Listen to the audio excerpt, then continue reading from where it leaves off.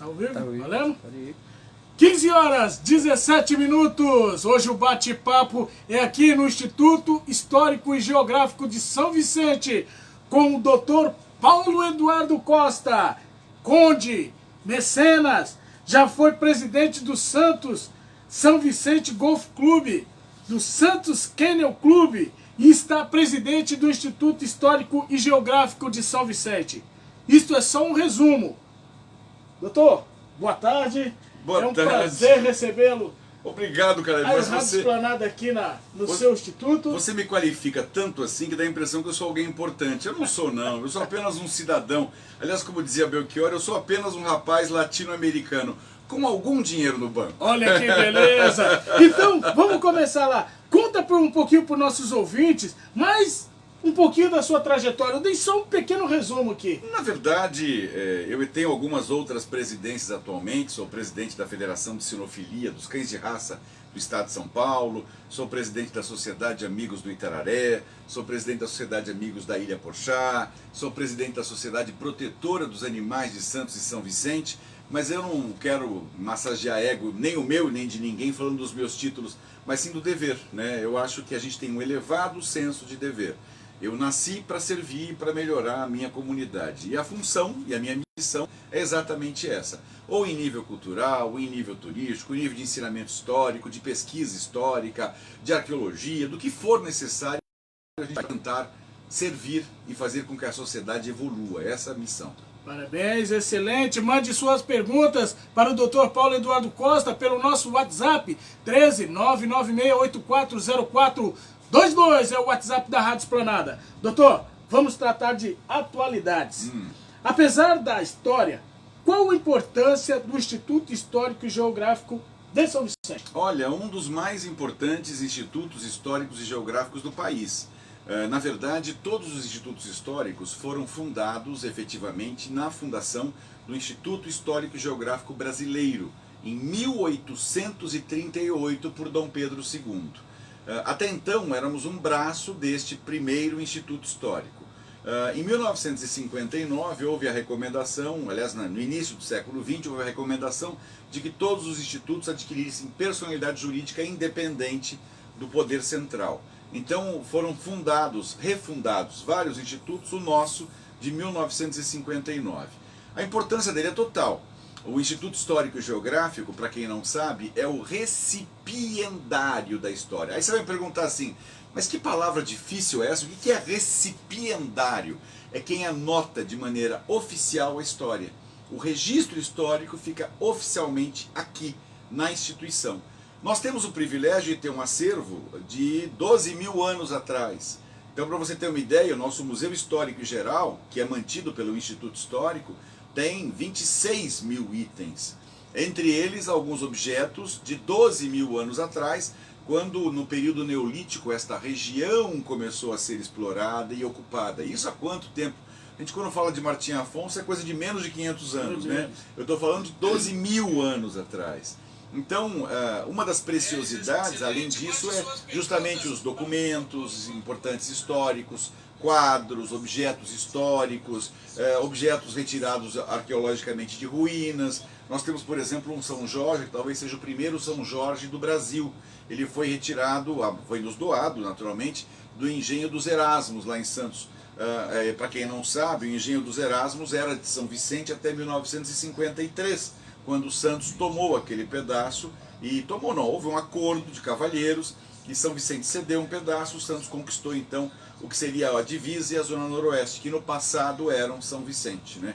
Então nós temos objetos, temos um Cristo, por exemplo, policromado do século XVII, o século XVIII, com 65 pequenos rubis, na verdade são incrustações que mostram as chagas de Cristo, entre outros objetos raros e históricos. Com relação à biblioteca, por exemplo, que tem 56 mil volumes, o livro mais antigo é de 1753. Ele é impresso por aquela prensa de Gutenberg ainda. Então, quando você pega na folha, você sente a textura daquela prensa antiga e era impresso página por página. Imagina o trabalho que dava para fazer um livro naquela época, né? E um acervo preciosíssimo. Aqui nesta sala, por exemplo, nós temos uma série de documentos que estão passando por catalogação, higienização, melhora, para a gente poder conservar melhor. E em todos os lugares onde tem essa conservação, obrigatoriamente tem que ter um desumidificador, um antifungicida eletrônico e, em alguns casos, um ar-condicionado para tirar a umidade excessiva, para preservar esse precioso acervo como tem que ser preservado. É muito importante o nosso instituto. É composto hoje por 100 confrades, é um número limitado. A maioria são intelectuais, pessoas ligadas à arte, à cultura, escritores, poetas, cronistas, contistas, atores, mas pessoas de relevância na sociedade que fazem parte da confraria e que mantêm a instituição em funcionamento. Hoje não é um bate-papo, é uma aula de história. Doutor, quantas peças tem o museu? O museu, 26 mil peças e a biblioteca, 56 mil volumes. É muita coisa, realmente. É um museu completo que conta um pouco da nossa história, como eu disse a você. No período neolítico, 12 mil anos atrás. Mais para cá um pouquinho, já a época do sambaquis, né? Nós temos algumas referências também ao famoso caminho de Peabiru, que existiu há cerca de 1000 anos atrás e que ligava Lima, no Peru, lá do lado de lá, com São Vicente. Evidentemente que naquela época não existia nem Lima e nem São Vicente, mas existia o caminho que ligava a costa oeste da América à costa leste e vice-versa. Muito importante, inclusive o filho da saudosa Regina Célia Dias Fernandes, que foi nossa presidente da Academia de Letras, ele fez o caminho de Peabiru, trilhou isso de moto com alguns amigos e tem registros fotográficos e históricos muito profundos. E recentemente o Arleto Rocha, que é o secretário de Cultura da cidade de Peabiru, existe uma cidade no Paraná chamada Peabiru, justamente em função do caminho, esteve aqui lançando um livro escrito por ele mesmo de pesquisa histórica. Eu vou te presentear um, inclusive, e vou te presentear exatamente agora, para que você já veja. Tá aqui, ó, Caminhos de Peabiru, quem está vendo em casa. Caleb, chega suas mãos aí, contando essa história que é bem anterior à chegada dos portugueses, né? Caminhos de Peabiru, do Arleto Rocha. Esse é o nosso bate-papo ao vivo, uma aula de história com o Dr. Paulo Eduardo Costa, do Instituto Histórico e Geográfico de São Vicente. Doutor, vamos mudar um pouquinho de assunto. O senhor que é uma pessoa eclética, como o senhor vê a política aqui de São Vicente? Engraçado, eu vejo uma situação muito estranha. Hoje na rádio, eu estava hoje na Web Rádio Planeta Conexão falando, e nem foi comentário meu, foi comentário do colega, do amigo João Vilela, que foi candidato a prefeito de Santos. E o João falou que ele não entende porque São Vicente é uma cidade tão conflituosa, em que as pessoas estão mais preocupadas em prevalecer com o seu próprio ego do que propriamente querer edificar uma cidade melhor. Citou como exemplo, por exemplo, a Praia Grande, que era um bairro de São Vicente e que hoje é incomensuravelmente mais desenvolvida em termos de turismo, de infraestrutura, está buscando agora um aeroporto, vai criar um retroporto, está ampliando. Evidente com todas as dificuldades, as cidades do litoral, que não vêm verbas do governo estadual há muito tempo. Mas de uma forma ou de outra, a cidade, pelos vultos e pela importância que ela tem na história, ela já deveria ter mais união política.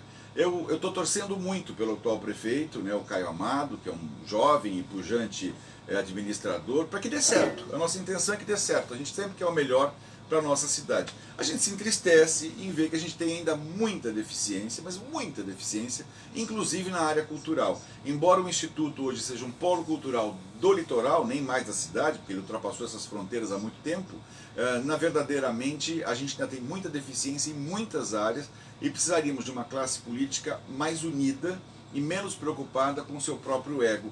Pensar um pouco mais no povo e na coletividade que a gente não está conseguindo ver. Esquecer o seu próprio umbigo, né? E o senhor falou de cultura, é a nossa próxima pergunta. Sim. Como o senhor vê a cultura aqui de São Vicente? Ela tem muito para aprimorar ainda. Eu sempre fui um bem-querente da cultura vicentina e eu acho que nós deveríamos, eu comecei a fazer isso alguns anos atrás, criar pequenos núcleos com bibliotecas nos bairros mais carentes. Fizemos uma campanha recentemente e temos essa campanha aberta, até aliás ela está aberta agora com a Polícia Militar, de adoção de livros.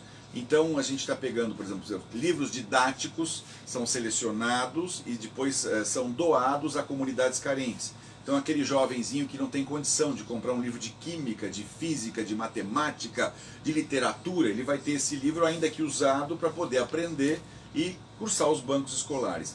Quando nos vem enciclopédias, digamos que vem uma Barça, eu tenho uma Barça sobrando em casa, não uso mais, vou doar para o Instituto. Se nós tivermos uma igual, perfeito. Se não tivermos, ela é incorporada ao patrimônio. Ela não tem, tem igual. Então nós vamos doar alguma biblioteca dessas que nós estamos montando pequenos núcleos. Por que eu digo isso para você? Porque eu acho que a cultura tem que ir onde o povo está. Evidentemente que eu não consigo levar um recital de quarteto de câmara, que vai ter que ser feito num lugar fechado, etc, etc. Mas assim, prescinde a cidade há muito de ter um teatro, e ela não tem esse teatro. Prescinde a cidade há muito de ter outras galerias de arte, qual não seja a Célula Mater, a nossa. A nossa galeria de arte chama-se Galeria de Arte Célula Mater, é a única galeria de arte que a cidade tem oficialmente. Por exemplo, com relação a instrumento musical, se você é pianista e quer fazer um espetáculo público, efetivamente você não tem um piano público, porque não existe isso na cidade. Então o Instituto Histórico, que tem 3 pianos, né, quando eu cheguei tinha um, que era o piano da baronesa Hildegard Helwig von Pritzewitz, depois nós adquirimos mais 2 pianos, e hoje nós estamos concedendo bolsa de estudos para alguns alunos carentes, que não têm condição, mas que possam aprender o instrumento. Aliás, o Instituto tem absolutamente tudo. Tem teclado, guitarra, violão, bateria, línguas, tem espanhol, inglês, francês, alemão, computação, o que você pode imaginar, economia criativa, restauro, violino, o que você quiser, esta casa tem, entendeu? Então é uma forma de até difundir esse instrumento cultural, mas eu acho que a cidade precisa ainda de muita coisa, está muito carente. E você que está nos assistindo e não conhece o Instituto Histórico e Geográfico de São Vicente, venha conhecê-lo. Primeira pergunta aqui dos nossos internautas. A Luciana, da Vila São Jorge, aqui de Santos, pergunta ao senhor: a Biblioteca Municipal hoje funciona aqui em São Vicente? Hoje funciona sim, inclusive ela está aberta agora pelas manhãs. Só mudou, Luciano, o sistema, porque antigamente, quando eu era estudante, os alunos vinham à Biblioteca Municipal para copiar os textos. Hoje eles pedem a consulta e fotografam com seus celulares o texto, e aí tem a liberdade de ficar em casa, às vezes no conforto, lendo aquele material e aí sim produzindo um trabalho de pesquisa, alguma coisa assim. É importante lembrar só que nós temos 2 bibliotecas. A Biblioteca Municipal funciona aqui dentro do Instituto Histórico, ela tem 17.000 volumes e ela atende o público estudantil. A biblioteca do Instituto Histórico é diferente, ela é para intelectuais, para pós-graduados e para graduados, ou seja, ela atende um público um pouco mais seletivo. Então na biblioteca municipal tem um bibliotecário que vai lá buscar o livro e entrega na sua mão. Na biblioteca do Instituto não, é um bibliotecário que acompanha você, até porque para manusear livros muito antigos tem que ter luvas, tem que ter todo o requinte formal, a gente não autoriza fotografia com flash, aquelas coisas de praxe, porque isso deteriora as páginas muito antigas. Mas são 2 bibliotecas concomitantemente funcionando no mesmo espaço cultural. Faça como a Luciana. Obrigado, Luciana. Envie suas perguntas para o Dr. Paulo Eduardo Costa. Doutor, dentre tantos afazeres, ainda acha tempo e espaço para xenofilia? Existe sim, porque na verdade assim, a gente nasce gostando das coisas, né? Por acaso o meu avô, José da Costa, criava cães de caça. Ele caçava lá no sítio, ele tinha... porque era permitido, vamos traduzir isso para dizer também, ninguém está fazendo isso hoje, isso é coisa de 100 anos atrás, vamos chutar. Papai sempre foi um apaixonado por cães. Papai tinha pointer inglês, que depois eles chamavam de perdigueiro, né? E aí depois eles começaram a importar alguns cães que eles chamavam de americano, mas que na verdade era o foxhound americano ou foxhound inglês, que são cães de caça mesmo, apropriados para isso. Eu tinha na alma a paixão por cães, até que em 1974, aos 14 anos, eu ganhei meu primeiro cão, que era uma dálmata. Lembro até que chamava-se Candy Guapo del Fortunio, uma cadela muito linda, e começou a criação. Alguns anos depois eu conheci fora do país, numa exposição internacional, os cães da raça Bull Terrier. E me apaixonei pela raça, né? Eles têm a cabeça meio ovalada, etc, etc. Tentei comprar naquela época na Europa um cão daqueles, não tinha para venda, porque não havia filhotes. Mas depois de muito tempo conseguimos importar uma fêmea dos Estados Unidos que veio preen de um campeão canadense. Foi o prenúncio e o início da raça no país. Isso em 1976, 78, como canil Zarapadrai, que é o nome do meu canil hoje, desde 1980. Ou seja, nós temos aí 40 anos com o atual nome. Mas eu crio já há 46 anos. E nesse meio do caminho, Caleb, é até interessante, eu fui eleito aí presidente de outras organizações. Hoje sou o presidente da Federação de Sinofilia do Estado de São Paulo. que agrega todos os Kennels Clubes.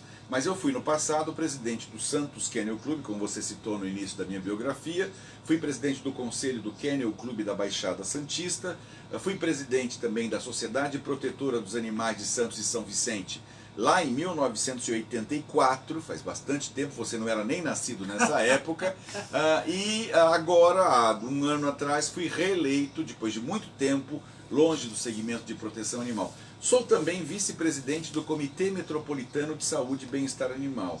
Na verdade, é um trabalho muito sério, desenvolvido em prol de ajudar os animais, de poder estimular a sua proteção. Mas a sinofilia é o amor, né? Sinos é cão, filia é amor, quer dizer, então não adianta. Eu não divido para você dizer assim, mas você diferencia o sem raça do vira-lata do com raça? Não, para mim é tudo a mesma coisa. Igual. Eu amo do mesmo jeito, comem a mesma comida, tomam a mesma vacina importada, lá tem inglês também, do mesmo jeito, então tranquilo. Próxima pergunta aqui, ó. A pandemia que estamos passando tornou mais difícil a vida do Instituto? Bastante mais, porque nós tivemos que nos adaptar. Aliás, não é só o Instituto, eu acho que a sociedade, de maneira geral, ela acabou se recriando, né, verdadeiramente, porque nós temos uma sociedade que está reaprendendo a viver. E vai ter que reaprender muito, porque as estimativas e da ausência de vacinas, porque nós não temos, o Brasil, embora seja a nona economia do mundo, né, curiosamente, não tem laboratórios capacitados a produzir sua própria vacina, o que eu acho uma vergonha, devo dizer para você e para os nossos telespectadores, né, que não só nos ouvem, mas nos veem, mas a previsão, segundo consta, uma produção média de 700 mil vacinas, mês, etc., pelo laboratório Fiocruz, é que levaremos aí, brincando, 2 anos para ter vacina para todo mundo. Lembrando que temos 211 milhões e meio de brasileiros, que se vão tomar 2 doses, teremos que ter 423 milhões de doses, e na verdade hoje temos oficialmente 19 milhões e pouco, que é muito pouco, e o próprio ministro da Saúde, que curiosamente não é médico, é um general, ele tem 30 milhões de seringas para uma primeira dose de 211 milhões de brasileiros. Então os números são muito defasados. Eu acho que o povo definitivamente tem que reaprender como votar para não cometer esses erros tão graves e ficarmos à mercê da pandemia. Agora teremos que nos adaptar. Nos adaptamos tudo, estamos hoje fazendo todos os nossos procedimentos via internet. Durante algum tempo ainda tivemos um público restrito, quando era permitido, guardamos o distanciamento social, exigimos as máscaras, aqui não estamos por conta de estarmos distanciados em um ambiente conservado restrito, mas medição de temperatura, e aí paramos de fazer eventos muito grandiosos. Então, por exemplo, tivemos recentemente, sábado passado, a apresentação do tenor italiano Ezio Bonini, mas foi só pelas redes sociais. A gente não tinha público concentrado aqui. E os últimos eventos que estamos fazendo, de maneira geral, são lançamentos de livros que não agrega muita gente. Geralmente o lançamento de livro vem entre 40, 50 pessoas, 60, não passa disso. Que é uma maneira de você manter a atividade cultural sem juntar muita gente. Agora, grandes recitais, grandes concertos, toda essa parte está suspensa temporariamente, até que a gente possa ter a segurança de convidar as pessoas sem o risco de serem contaminadas ou contagiadas com essa doença. Dr. Paulo Eduardo Costa, do Instituto Histórico e Geográfico de São Vicente, responde as suas perguntas. Doutor, como foi presidir o Santos São Vicente Golf Clube? Uma honra, uma grande honra. Primeiro porque, para quem não sabe, é o campo de golfe mais antigo do Brasil. E há indícios, estamos pesquisando isso, que talvez seja o mais antigo campo de golfe ainda no local das Américas. Aí você vai me dizer assim, puxa, mas não houve nenhum clube mais antigo que o Santos São Vicente Golf Clube? Teve. O São Paulo Golf Clube é um pouco mais antigo, 5 anos mais antigo. Mas o campo de golfe do São Paulo já foi vendido, destruído ou revendido, e o nosso não. O nosso preserva as mesmas características, quando lá em 1915, ele foi fundado por um grupo de estrangeiros, liderados por várias famílias aristocráticas da região, já que o golfe é um esporte notadamente britânico, né? E que reúne tantos astros, tanto casting, tanta gente importante. O nosso clube realmente tem muita importância, eu me senti extremamente honrado, porque eu presidi justamente no centenário, que foi a fase mais importante, né, quando se comemorou 100 anos, hoje o golfe tem 105 anos, né? E espero que ele dure pelo menos mais 500 anos nesse mesmo jeito. Para quem não conhece, é interessante vir conhecer aqueles gramados belíssimos e bem cuidados, aquelas árvores centenárias, pássaros, flores, bromélias, as nascentes onde você vê a água brotando do chão, que é uma coisa linda. Dentro do campo de golfe temos lá 3 lagos enormes, né? Quem vai jogar percebe os lagos, quer dizer, é uma beleza, uma natureza exuberante, belíssima, e eu fiquei muito orgulhoso e muito honrado de ter sido escolhido pelos meus pares de poder presidir o clube. Tive que deixar porque eu não consigo abraçar o mundo com as mãos. Este dever aqui me chamou também, né? E aqui a situação era bastante delicada. Eu, na época que assumi, era o vice-presidente, naturalmente com a saída do presidente Fernando Litt, que foi meu antecessor, eu candidatei-me à presidência até para poder dar um andamento diferenciado para a instituição, e nós estamos conseguindo fazer um trabalho com muito esforço. Estou aqui todas as manhãs e tardes, todos os dias, indistintamente. E está ficando excelente. Parabéns. Obrigado. Sabemos que o senhor fez alguns comerciais para a TV. Qual foi o mais marcante? Engraçado, eu gravei 390 comerciais, mais ou menos, quase 400 comerciais, mas foi uma fase muito gostosa da minha vida, né? Eu cheguei a gravar, por exemplo, para uma loja de Santos chamada Alhambra Móveis, que é até famosa, e eu acabei gravando 19 comerciais para essa mesma loja. Agora, não existe um mais marcante ou menos marcante. Muita gente lembra-se do Grecin 2000, que eu reputo que não é um dos melhores trabalhos que eu fiz, muito pelo contrário. Mas como ele ficou muito tempo no ar, e naquela oportunidade, além do comercial, eu acabei fazendo outdoor, eu fui a capa da caixinha do produto, então aquilo marcou muito as pessoas. Curiosamente, talvez tenha sido o comercial que eu mais ganhei dinheiro na vida, porque, curioso assim, você quando faz o comercial, para quem não sabe do mercado publicitário, você é aprovado como ator, então você vai gravar. E naquela oportunidade, lá atrás, quando eu gravei o comercial e autorizei a veiculação por um ano, eu de fato recebi à época um cachê de R$ 3.500. Isso há 20 anos atrás era bastante dinheiro. Ficou um ano no ar. No ano seguinte a produtora me ligou, porque os donos estavam vendendo muito, gostaram muito do comercial, que eu contracenava com Dalileia Ayala, que é essa atriz querida, maravilhosa, que é uma amiga que até eu tenho no coração até hoje. Aliás, gravei com ela depois Valita, gravei uma série de coisas com ela durante esse período e tal. Mas Grecin marcou. Aí quando foram renovar, a produtora me ligou e falou, olha, R$ 3.500, eu falei, não, eu quero 7.000. Porque eu não gostava do comercial, devo te confessar, eu não gostava. Eu achava ele mal produzido, a iluminação não estava legal, o texto era muito pobre, eu realmente não gostava. Eu me via na TV e dizia que eu podia ter feito muito melhor, né? Mas é a questão pessoal, eu sou crítico de mim mesmo. E aí nesse processo todo ela falou, não vão pagar, você é louco, imagina que vão te pagar R$ 7.000 só para reveicular por mais um ano. Eu falei, então tudo bem, se não pagar então não põe no ar. 10 dias depois ela me liga e fala, vou confirmar o número da sua conta. E me pagou R$ 7.000. No ano seguinte, ela me ligou e falou, 7.000, né? Eu falei, não, 14. Você enlouqueceu, imagina que eu vou pagar R$ 14.000 para você, etc, etc. Eu falei, tá bom, tranquilo, tira do ar o comercial. Pois não é que 10 dias depois ela me ligou e falou, qual é o número da sua conta mesmo? E curiosamente, cara, eu vou te contar uma história engraçada. Eu estava saindo de férias logo em seguida, e eu estava indo para Cancún, né, na Riviera Maia, né? E curiosamente, naquela oportunidade dos R$ 14.000, o dólar estava 1 por 1. Lembra que o Brasil teve uma fase de 1 por 1? Bom, resumindo, para passar 10 dias eu levei $14.000 para Cancún. Bom, foi uma festa, foi uma esbórnia. Eu chegava no restaurante e dizia, o que você tem de mais caro aqui? Ele falava, lagosta. Eu falei, traz. Mas para o senhor, eu falei, não, para o restaurante inteiro.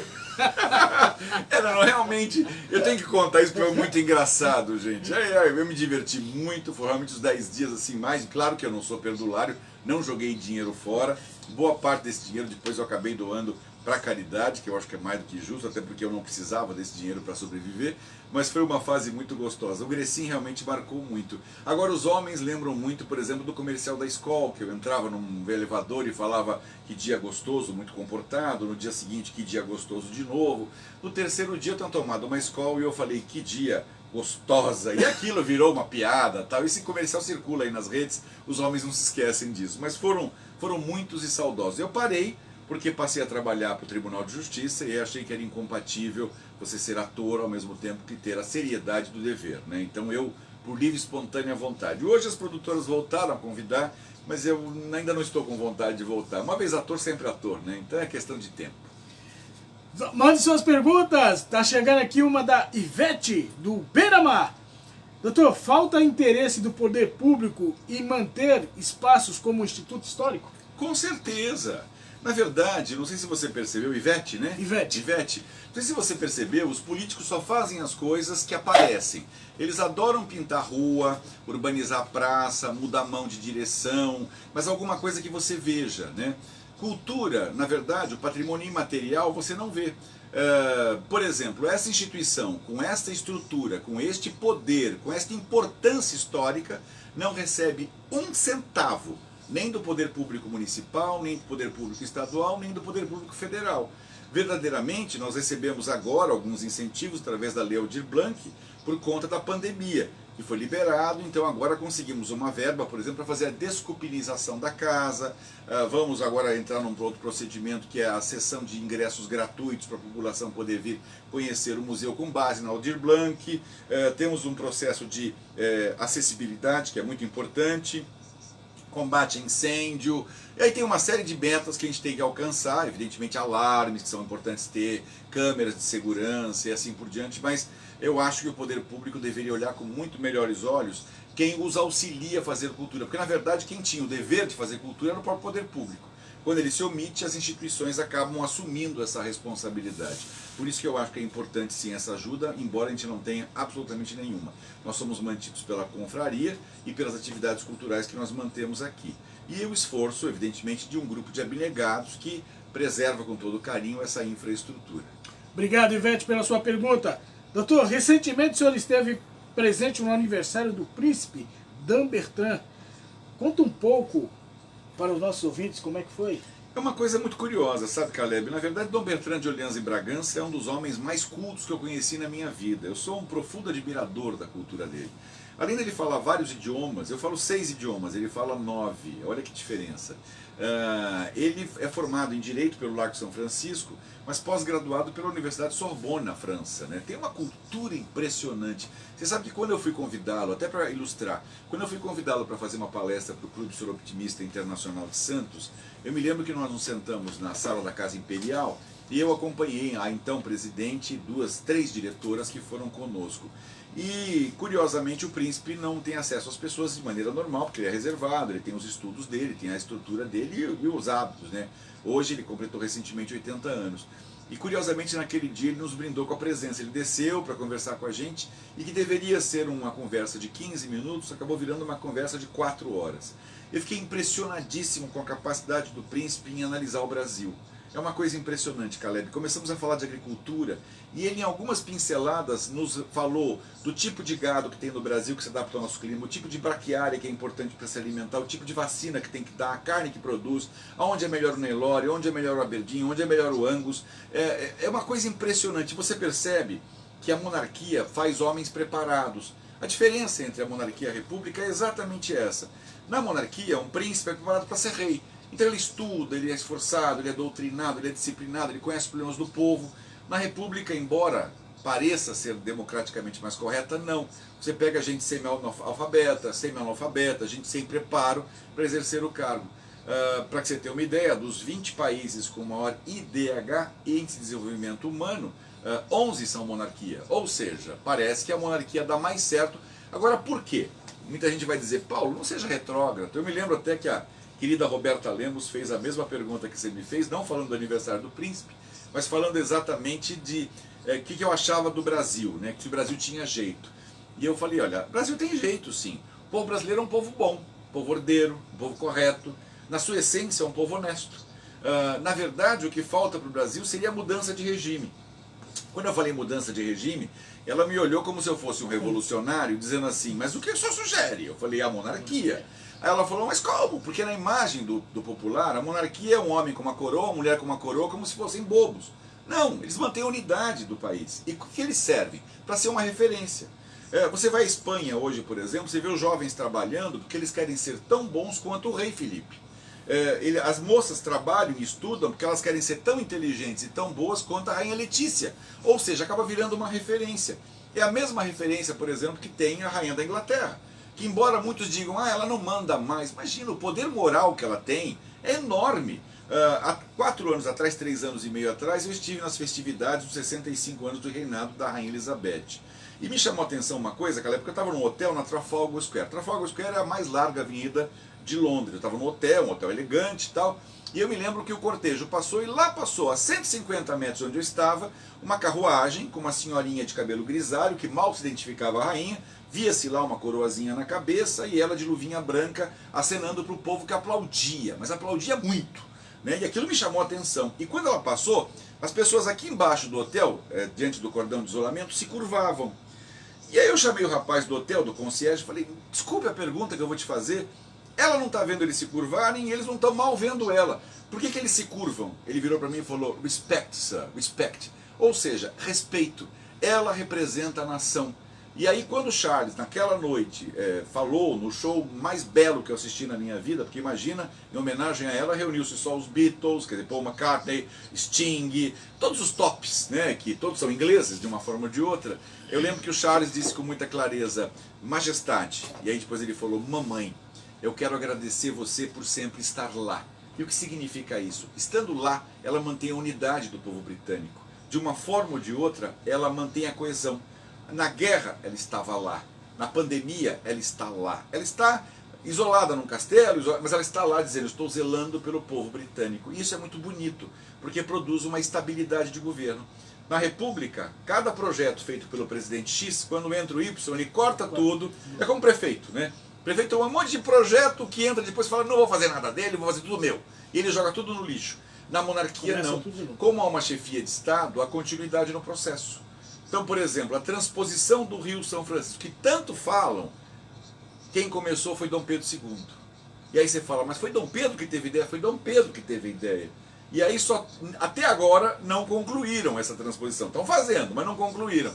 Se nós tivéssemos ainda em monarquia, com certeza esse projeto teria sido concluído há muito tempo e a seca teria sido erradicada do Nordeste há muitos anos, dando possibilidade daquela população fixar no seu próprio solo, plantar, produzir e assim por diante. Então, o aniversário do príncipe, voltando ao assunto, foi uma elegância só. Tudo que é feito na monarquia é muito organizado. Eu fiquei profundamente impressionado, porque meu motorista me levou, paramos na porta da Igreja Nossa Senhora do Brasil, onde foi o evento. Tinha lá uma espécie de uma pessoa que abriu a porta para mim. Quando eu desci, com muita elegância, ele falou, o senhor me acompanha? Boa tarde, senhor Conde, o senhor me acompanha? Eu disse, claro. E aí fomos acompanhando. Para que você tenha uma ideia, existia um livro de presença, só que foi multiplicado por 5. Você não enfrentava filas para evitar o Covid. Então vinha uma espécie de um arauto, uma pessoa trazendo o livro até você, você assinava a presença, e aí ele já ia para uma outra pessoa, para evitar aglomeração.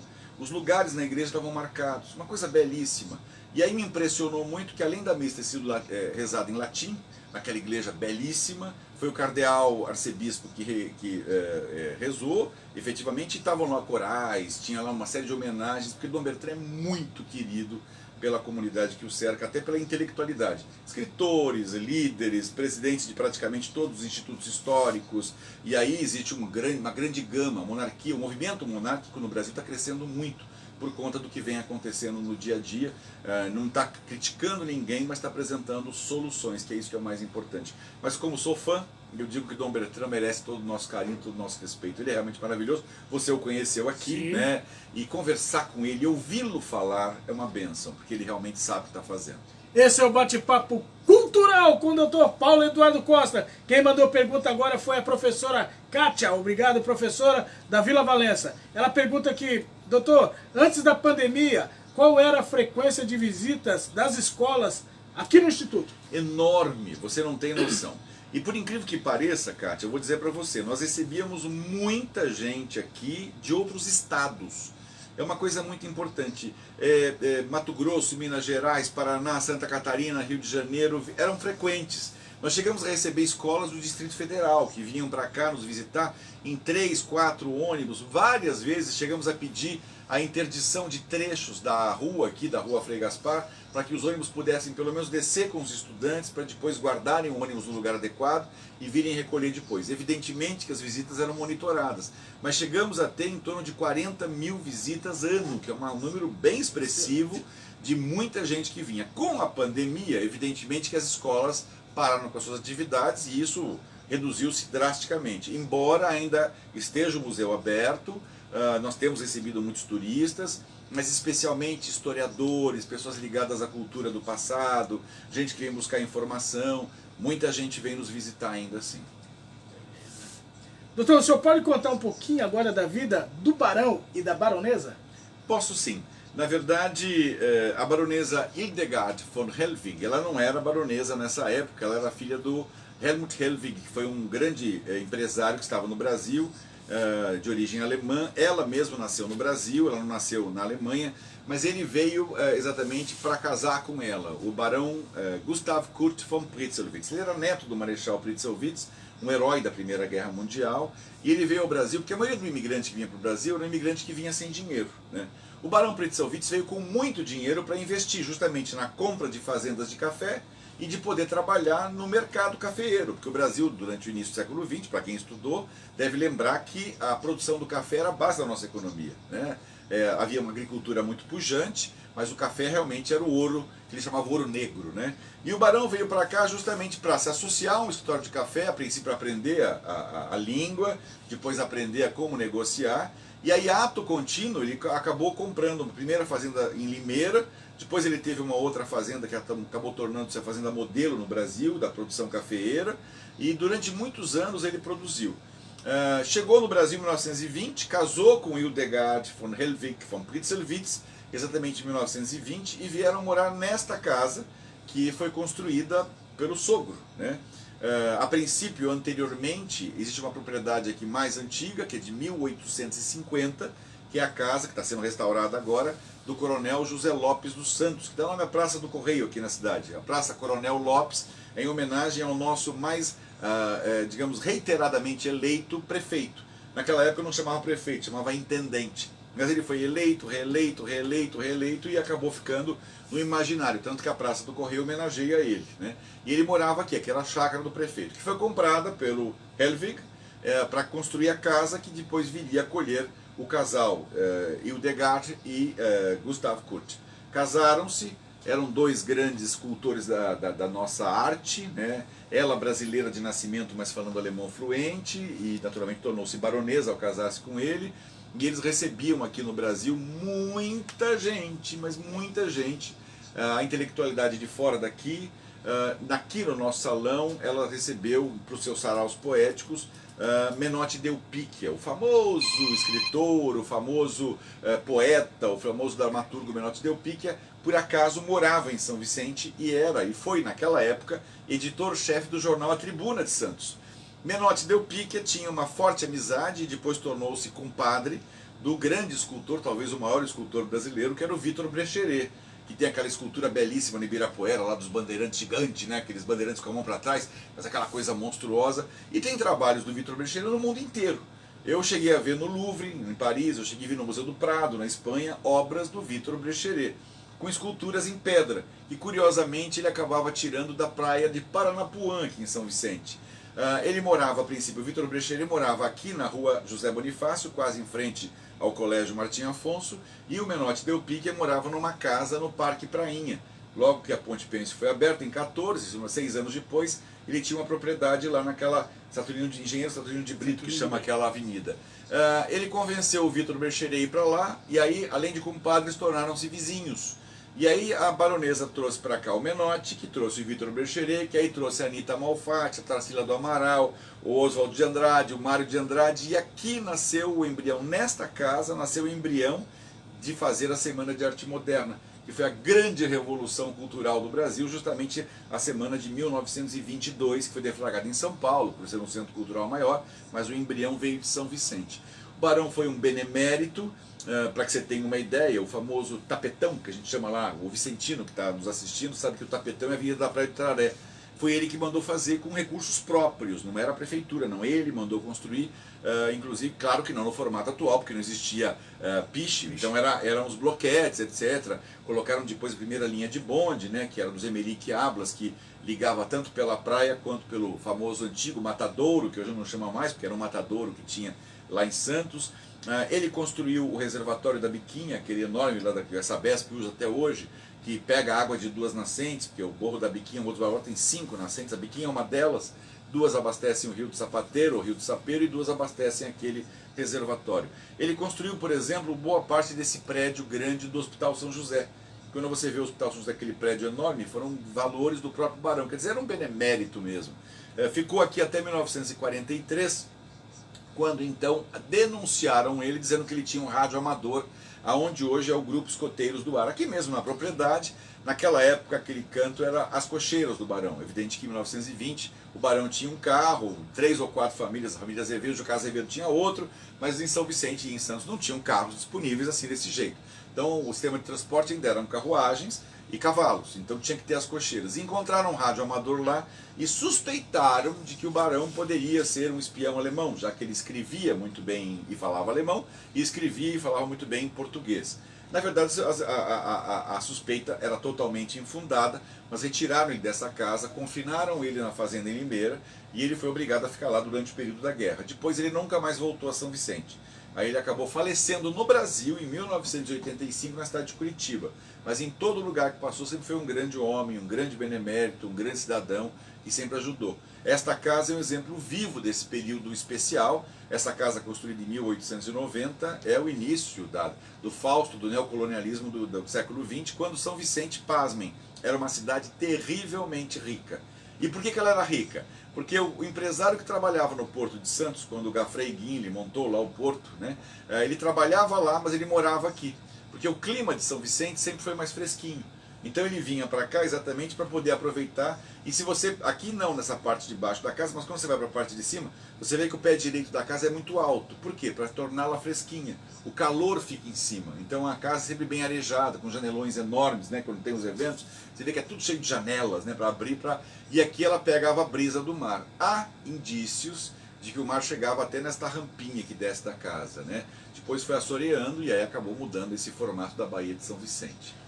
Isso é uma História. Aula. 16 horas, Rádio Esplanada, ao vivo, com bate-papo, doutor Paulo Eduardo Costa. Doutor, a Casa do Barão é assombrada ou ela é inspirada? Na verdade é uma coisa curiosa, não é que ela é assombrada. Eu vou contar uma história para vocês que eu já contei até para Vanessa Martins, do Vai Nessa, contei para Roberta Lemos, já falei para uma série para Letícia Henriques, do JB também, que me entrevistou. Existem alguns fenômenos na casa que são inexplicáveis, né? Eu às vezes fico despachando aqui no escritório e escuto passos lá em cima, escuto móveis arrastando, já escutei barulho de porta fechando, e quando eu vou até lá ver não tem nada. Mas eu não tenho medo disso, eu acho que são espíritos do bem que estão aqui, até porque uma casa que tem 130 anos, ela deve ter muita energia contida dentro dela. Aí um belo dia, a minha diretora do museu, a Nora Walter, veio com um radiestesista, uma pessoa que mede frequência de energia. E ele traz uma varetinha e aquela varetinha quase que enlouqueceu. Ele entrava na casa e a varetinha balançando, identificando que tinham energias, né? Mas eu sou muito cético, eu confesso a você que eu não acredito nas coisas. Quando nós entramos na sala de costura da baronesa, que é lá no canto, talvez a sala mais iluminada, porque são janelas de cristal, bisotê, para poder entrar muita luz, a varetinha enlouqueceu. Eu falei, este homem está me enganando. O que eu fiz? Me dá aqui a vareta. Eu peguei a vareta e comecei a ficar roxo, porque eu nem respirava. E a vareta enlouquecida, juro por Deus. Nisso eu falei, gente, mas eu não acredito em fantasma. Um quadrinho que estava na parede fez, pum, caiu no chão. Falei, apenas uma coincidência. Não tinha um vento. A janela do escritório do Barão bateu com toda a força. Fez um pam. E aí eu falei, senhores fantasmas, fiquem à vontade, a casa é de vocês. Então assim, que tem algumas forças energéticas, eu não tenho dúvida. Mas elas não são do mal, elas são do bem. Quiçá seja a alma do barão, da baronesa, ou das filhas, eu não sei, de alguém que eventualmente continua circulando por aqui e vivenciando esse espírito cultural tão importante. Mas que só nos enche de orgulho, não de medo. Não tenham medo, venham visitar. O Espaço Cultural da Vila de São Vicente, em frente à Igreja Matriz, não é um equipamento que vale a pena ser investido pelo nosso poder público? Vale muito, mas cometeram alguns erros graves. Eu, particularmente, quando foi construída ali, eu fiquei um crítico daquela construção. Eu achava que não era ali que tinha que construir. Porque quando a cidade de São Vicente foi fundada por Martim Afonso, lá no início de tudo, ela não ficava onde está a matriz. Ela ficava, parte dela, próximo do edifício Grajaú, que hoje está coberto pela água, e a outra parte da cidade, porque era um canal mais estreito, ficava exatamente onde os surfistas chamam de Porta do Sol, é um lugar onde a areia é mais alta e as ondas se formam ali, justamente no Parque Prainha. Com o maremoto, que hoje discute-se que não era um maremoto, há uma teoria da USP que diz que foi um grande meteorito que caiu em frente à Ilha Pochá e produziu um vagalhão em 1543 e destruiu a vila. Eles tiveram que mudar de lugar. Então a igreja matriz original foi destruída e aí passaram a usar a igreja de Santo Antônio, que existia onde hoje está a parte de trás do Colégio Itá, na cidade de São Vicente, na Praça João Pessoa. E a cidade cresceu em torno da igreja matriz da atual. Embora a construção dela seja de 1753, a paróquia de Santo Antônio estava lá antes, né? Então, de uma forma ou de outra, ali é onde estava a São Vicente conhecida. Ela se estendia da Biquinha até aquele trecho. Então aquela praça seria um preciosíssimo sítio arqueológico que mereceria ser escavado, prospectado, para a gente encontrar o nosso registro histórico. Tanto que na Casa Martim Afonso, que não é a casa do Martim Afonso, chama-se apenas Casa Martim Afonso, atrás da Casa Martim Afonso tem uma parede de pedra que supostamente a Margarida Andreatta, que foi uma poderosa e importante historiadora, acabou identificando como construída por volta de 1502, 1504. Ou seja, muito antes do Martim Afonso chegar aqui. E que depois o Martim Afonso se abrigou nessa fortalezinha. Ela não era no mar, ela era na parte interna para proteger contra os índios tupinambás, que além de carnívoros eram canibais, eles adoravam carne de português. Então, para se proteger, tinham que se esconder naquele lugar. E ali existe um precioso sítio. Então, assim, eu fui contra a construção. Depois de construída, evidentemente que ela tem que ser um centro cultural, até porque ela está próxima do mercado municipal, que é tombado pelo patrimônio histórico, a sua fachada, e agora tem que passar por um processo de restauração, da matriz, que é talvez o mais importante, e a mais antiga paróquia católica das Américas, isso não há dúvida, porque ela foi a primeira missa, além daquela que aconteceu lá em Porto Seguro, em Santa Cruz da Cabralha, aconteceu em São Vicente. E como paróquia, ela passou a ser só São Vicente, né? Então, em homenagem a São Vicente Mártir. Então, assim, eu jamais construía, mas depois de feita, a gente tem que valorizar aquele espaço. Fiquei muito triste, vou te contar, Caleb, com um fato que aconteceu ano passado, porque a única coisa histórica que tinha verdadeiramente na Vila de São Vicente eram os telhados. E o ano retrasado, eu, secretário adjunto de Cultura, fiquei sabendo que iríamos restaurar aquela área. E tiraram todas as telhas e eu, desesperado, disse, pelo amor de Deus, vamos salvar as telhas, porque eu lembro bem que quem construiu a vila ali foi Márcio França, na sua gestão, e Márcio tomou o cuidado de comprar as telhas de uma fazenda em demolição, uma fazenda histórica em Embu das Artes. E aí de lá que pegou a tecnologia daquela taipa para fazer o parede igual, o teto para fazer igual, aquela coisa toda. E eu queria salvar. Tentei por todos os meios transporte, não consegui esse transporte, a prefeitura não tinha disponível. Aí comecei a mandar a minha picapezinha em estrada, com o meu motorista, vai lá buscar. Só que as telhas são muito antigas, porque elas são feitas nas coxas das escravas, né? Era uma método de fazer a telha, era na coxa das escravas. E aí as telhas eram muito pesadas, então eu trazia 50 de cada vez. Eu consegui salvar, eu acredito, umas 400. Na 11ª viagem, quando chegamos lá, não tinha telha nenhuma mais. Segundo consta, eu nem quis saber para onde, um vereador pegou as telhas para cobrir algumas casas de ocupação irregular no então bairro da Jardim Rio Negro, ali perto, em frente ao Quarentenário Jardim Mandolores. Foi uma perda inestimável, porque usar telhas históricas para cobrir casas simples não tem sentido, né? Mas Deus que tenha abençoado e que tenha protegido alguém da chuva, pelo menos. Mas nós conseguimos guardar alguma coisa assim. Mas a vila precisa de, não só a questão da vila, o problema maior é estacionamento. Os eventos podem acontecer, mas sem a facilidade do estacionamento não tem. Por que o Instituto tem essa facilidade? Porque, embora nós tenhamos um estacionamento pequeno aqui dentro, nós temos no entorno a possibilidade de todos os carros pararem, e se não parar aqui, para no shopping center, a um custo baixíssimo, que parece que custa R$5 a hora, você pode parar o carro lá e andar 50 metros para chegar até aqui. Então, por isso que as pessoas vêm, mas a vila vai precisar, sim, de um replanejamento. Assim como o Porto das Novas vai precisar de um replanejamento para evitar problemas, para que o turista possa visitar o sítio arqueológico, parando seu carro com conforto, podendo comprar um souvenir, podendo participar de alguma outra atividade histórica, cultural, teatral, até que seja nesse sentido, entendeu? 16 horas, 6 minutos, é um bate-papo agradável, não dá vontade de ir embora. Com o Dr. Paulo Eduardo Costa, no Instituto Histórico e Geográfico de São Vicente. Doutor, pouca gente sabe, mas São Vicente tem uma academia de letras. Tem sim. Aliás, São Vicente tem muita coisa importante. A Academia de Artes, Letras e Ofícios Frei Gaspar da Madre de Deus homenageia um dos nossos mais ilustres filhos. Frei Gaspar foi um dos primeiros historiadores brasileiros. foi um educador nato, porque ele fazia exatamente o que tinha que fazer com relação a educar os indígenas, catequizá-los, ensiná-los a doutrina cristã, quer dizer, elevar a civilização e trazer a eles a civilização. Frei Gaspar da Madre de Deus nasceu na fazenda Santana do Acaraú, aqui na área continental da cidade. E é um vulto conhecido porque ele foi a Portugal, ele voltou ao Brasil, ele tem livros escritos por... Nós temos inclusive livros originais escritos por Frei Gaspar, belíssimos livros que foram reproduzidos, né? E a gente tem uma história muito rica com ele. A Academia de Letras agrega o quê? Agrega os artistas plásticos, escritores, contistas, cronistas, atores, diretores, pessoas ligadas à arte de uma forma ou de outra. Ela é muito importante, mas nós não temos só uma Academia de Artes, nós temos clubes de servir. Associação Cívica Cultural Capacetes de Aço, Heróis de 32, também é ligado à cultura. O Clube Soroptimista Internacional de São Vicente é um dos mais importantes das Américas, é muito ligado à cultura.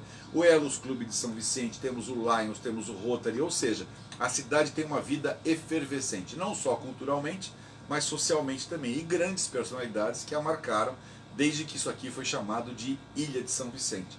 Que, aliás, curiosamente, tem um outro parênteses nessa história. É Ilha de São Vicente desde 1502. Aí você vai me dizer, Paulo, mas como?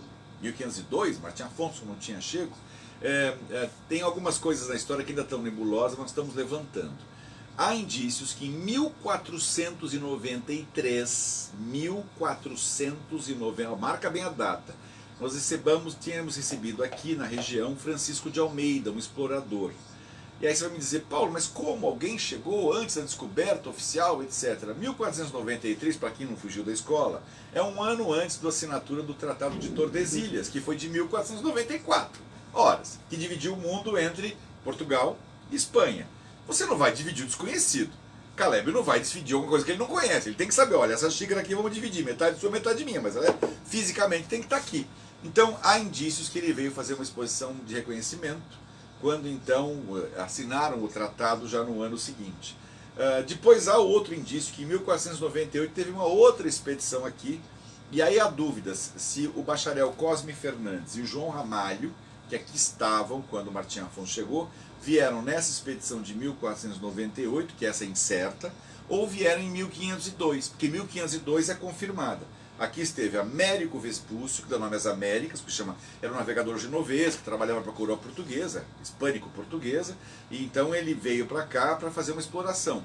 Ele veio com Gaspar de Lemos, que era o capitão da armada, que veio trazendo ele em 1502, 2 anos depois do Pedro Álvares Cabral. E ele, curiosamente, chegou aqui no dia 22 de janeiro de 1502, por isso que ele chamou a ilha de Ilha de São Vicente, que homenageia São Vicente Mártir, ou São Vicente de Zaragoza, que é um santo espanhol, que era justamente o padroeiro da família Bragança. Quem financiava essa expedição para o Brasil, Caleb, era exatamente a família Bragança. Então eles queriam agradar aos Bragança, então eles coincidiam, entre aspas, com o dia 22 de janeiro para poder chamar a Ilha de São Vicente. E 30 anos depois, também uma coincidência, Martim Afonso chegou aqui. Diz que ele chegou 2 dias antes. Pedro Lopes de Souza, o irmão dele, tentou desembarcar lá no cantinho onde hoje é o Ilha Porchá. E aí foi de propósito, tentou desembarcar com uma das naus para chamar a atenção dos índios hostis, porque o bacharel Cosme Fernandes, que aqui estava desde então, provavelmente desde 1500, há 30 anos, não queria que o Martim Afonso se instalasse por aqui. Até porque então ele era o dono da terra, ele comercializava, ele negociava, ele ganhava dinheiro, ele trocava por ouro, aquelas coisas todas. E aí ele instigou os índios contra ele. Então o Pedro Lopes fez aquela que ia desembarcar lá perto da Ilha Porchá, para que os índios hostis fossem todos para lá. E aí Martim Afonso entrou com a armada e desembarcou onde hoje é a Biquinha de Anchieta. Quando então veio João Ramalho, que conteve os índios, tanto que na nossa encenação tem aquela cena toda, né? Parem! E aí pararam, porque na hora que ia até a batalha, não, eles são amigos e tal, foi quando houve essa conciliação. Nisso o bacharel já tinha se mandado lá para Cananéia, lá para baixo, né? Por isso que ele chama bacharel de Cananéia. E lá ele ficou. Geraram alguns conflitos, aí tem histórias que depois que o Martim Afonso foi embora, ele voltou aqui e colocou fogo na vila, por isso que nós não temos a ata de fundação da cidade. Os livros foram queimados nessa oportunidade. Mas São Vicente tem uma história riquíssima desde então. Ela foi capital da província, ou da capitania, por 170 anos. Capital de São Paulo e da capital do Brasil, né? Então foi uma coisa muito importante naquela época. E de lá para cá ela teve vultos históricos maravilhosos. Quanta gente importante nasceu, ou cresceu, ou viveu nessa cidade. São Vicente tem uma história riquíssima que a gente simplesmente parece querer esquecer, mas não podemos não. Excelente, estamos chegando ao fim já Que do pena. nosso bate-papo, não dá vontade de ir embora. Mas antes disso, Tony, da Astúrias, aqui no Guarujá, manda a seguinte pergunta para o senhor. Ó. No canal da Praia do Gonzaguinha, é realmente um sítio arqueológico? Poderosíssimo, inclusive. Existem fotos Obrigado, Tony. do Google Earth que mostram, inclusive, até por aquela impactação de calor, de objetos, como se fosse uma radiografia, mostra que existem coisas lá embaixo ainda. Há indícios que o sino original da igreja ainda está enterrado, algumas âncoras. Alguns anos atrás acharam uma das âncoras ali próximo do Grajaú, mas essa região da Baía de São Vicente, ela arqueologicamente é muito rica. Agora, precisaria de um scanner de profundidade. É a mesma situação que nós temos aqui no Instituto. Você sabe que aconteceu um fato inusitado. Há 5 anos atrás caiu um raio e uma daquelas palmeiras arecas, aquelas que tem vários braços, ela caiu o raio em cima dela, ela torrou, né? Então nós tiramos a palmeira areca, quando tiramos ficou uma bacia assim embaixo, porque sai a raiz inteira. Jogamos fora, evidentemente, a árvore. E aí a minha diretora do museu, que é formada em arqueologia na Argentina, posso prospectar? Pode. E naquela prospecção ela achou inúmeros objetos ligados a século XVIII, e quanto mais profundo, mais antigos, chegando ao cúmulo de encontrar algumas urnas indígenas, o que denota que nesta região existia uma tribo indígena. Por nós estarmos numa colina, entende-se que realmente havia uma tribo que queria ter a visão ampla de toda a região, até porque era só mata, né, naquela época. E o Rio do Sapateiro, ou Rio do Sapeiro, tem 3 braços. Um dos braços passa aqui, entre o Instituto Histórico e a Prefeitura, ele é canalizado. Por isso que as pessoas que brincam muito, ao lado da Igreja Batista, que tem na Presidente Wilson, toda vez que chove enche de água. E todo mundo reclama dizendo, esse prefeito não faz nada. Na verdade não tem o que fazer, porque ali embaixo é o rio. Então o que o prefeito vai ter que fazer? Levantar a rua inteira, não é a metade da rua, não vai ter que levantar ela inteira, ampliar a canalização e despejar esse excesso naquele córrego que chama da linha amarela, que despeja água lá na biquinha. O Rio do Sapateiro, ou Rio do Sapeiro, tem 2 nomes. Sapateiro porque havia um sapateiro na margem do rio que fazia os sapatos com o couro, e aí a curtição do couro era na água do Rio do Sapateiro. E Rio do Sapeiro porque no século XVII começou a produzir muito sapo nessa região, então de sapateiro virou sapeiro. Ele tem 3 braços. O primeiro desce em direção, para quem conhece São Vicente do Morro dos Barbosas, em direção à Avenida Capitão Moraguiar. Passa exatamente embaixo da associação comercial. Se você, por um acaso, um dia, Caleb, for lá à associação comercial, desce na garagem, chama o vigia e fala, eu queria dar uma olhadinha no rio. Ele vai abrir a tampa e você vai ver uma água translúcida passando ali embaixo. Ela atravessa embaixo da fábrica Sangoban, que é a fábrica de vidro, e ela deságua exatamente quase em frente ao Colégio Augusto Saint-Hilaire. Até recentemente, quando você passava de carro na linha amarela daquele próximo do Saint-Hilaire, você viu uma água caindo, que cai num canal, que deságua no Catarina de Moraes e vai para o mar. O primeiro braço. O segundo braço corta aqui, o centro da cidade. Ele passa pelo centro, na parte alta, atravessa aqui, cai através na própria do lado da Igreja Batista, ao canal do Itararé, desaguado lá no Itararé. E o terceiro braço é aquele que desce rente e deságua do lado da biquinha. Quem está na biquinha de Anchieta, vai ali fora, olha sempre uma água saindo. Tem gente que primitivamente fala, isso aqui é um esgoto. Não é esgoto, não, é o Rio do Sapateiro que está desaguando na biquinha, no canto da biquinha, a água que hipoteticamente seria potável. Eu me lembro até que na época do Márcio França, a parte da 22 de janeiro tinha um pedacinho do rio que corria ali para a pessoa ver que era um rio mesmo, etc, etc. Depois, com uma série de assoreamentos e dificuldades, aquele córregozinho foi suspenso, mas ela continua caindo a água lá. É uma história muito linda, muito rica, que a cidade merece até desenvolver bastante. Infelizmente, estamos chegando ao final do nosso bate-papo com o doutor Paulo Eduardo Costa, aqui no Instituto Histórico e Geográfico de São Vicente.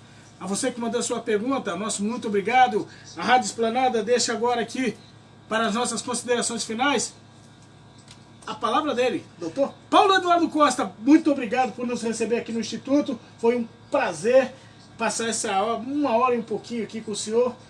Na verdade, nós temos todas as segundas-feiras um bate-papo, mas eu confesso, esse aqui vai ficar marcante.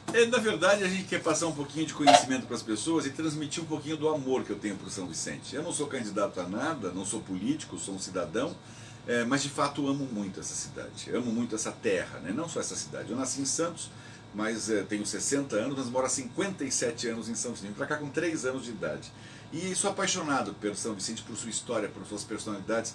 Conheci muita gente importante dessa cidade. Eu tive o privilégio de caminhar na praia com Darcy Penteado, um dos grandes artistas plásticos deste planeta, né, que morava em São Vicente. Eu conheci Sônia Vezá, a grande pintora. Eu estudei a fundo a história do Benedito Calixto de Jesus, que morava numa casa, a maior parte do tempo ele morou em São Vicente, embora tenha nascido em Itanhaém, morou em São Paulo, morou em Paris, mas São Vicente foi a cidade que o acolheu, né, numa casa que existia ao lado do Boulevard Ana Pimentel, com a Rua Martim Afonso. Eu convivi com muita gente da história dessa colonização, até porque minha família tem uma certa tradição aqui na região e a gente tinha acesso a essas pessoas. Então eu falo das pessoas como pessoas que eu conheci. E isso me faz até um personagem dessa história. Mas eu acho que a ideia hoje aqui foi só plantar um pouquinho do amor que eu tenho pela cidade, suscitar nas pessoas o benefício da dúvida, né, de tentarem pesquisar como eu faço o tempo todo, um pouco da nossa história, para que esse amor só cresça. Eu sou um apaixonado por São Vicente, sou apaixonado pelo litoral paulista, sou apaixonado pelo Brasil. Eu tenho mais de uma nacionalidade, não sou só brasileiro. Eu poderia morar fora do Brasil se eu quisesse, mas eu não largo a minha cidade de jeito nenhum. Eu me sinto um pedacinho daqui e esse espaço privilegiado eu aproveito para convidar todos a virem conhecer. Nós estamos abertos de segunda a sábado, das 9 da manhã às 5 da tarde. O Museu Histórico Geral, o Café do Barão, toda a nossa infraestrutura está aqui à disposição para acolher as pessoas. E quem quiser fazer pesquisa histórica, geográfica, sociológica ou até discussão política, nós temos um centro de discussão aqui que recebe e acolhe todos com muito carinho. Obrigado, muito obrigado. Obrigado pelo livro. Vai para minha galeria, para minha biblioteca. Espero que você leia com atenção, porque leia com cautela, porque é um livro muito interessante que conta uma história pretérita, diferente do que a gente está habituado. Isso é bem antes do Martim Afonso e é bem interessante saber que existia um comércio, né? Peabiru é uma corruptela de Peru. Então era a ideia que a gente tinha de que a nossa civilização e a nossa vida organizada não começou apenas com o Martim Afonso. Ela começou muito antes disso e essa história merece ser relatada. Eu vou ler sim e depois lhe conto um pouco. Obrigado. E até falando sobre a nossa Academia Vicentina de Letras, eu sou associado, sou membro da Academia e a nossa próxima entrevistada. Deise Domingues Genise, querida. No próximo dia 22, o bate-papo, a princípio, a confirmar, é com o nosso prefeito Caio Amado. O convite já foi feito, estamos aguardando somente a assessoria dele confirmar o bate-papo na segunda-feira que vem, a partir das 15 horas. A bancada da Rádio Esplanada recebe o prefeito Caio Amado. Muito obrigado, obrigado mais uma vez, Paulo, pelo carinho, pela acolhida aqui. Fábio, toca aí o restante do programa. Tchau, tchau, até amanhã.